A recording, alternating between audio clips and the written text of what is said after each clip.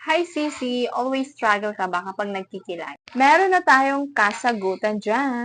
This is eyebrow stamp by Pink Flash that I bought in TikTok. Pili mo siya, meron na siyang kasamang brush and meron na siyang 10 pirasong hulmahan ng kilay. Ayan Sisi, no? Yes, hulmahan ng kilay, 10 pieces. Pipili ka lang dyan kung anong hulma ng kilay mo ang nararapat.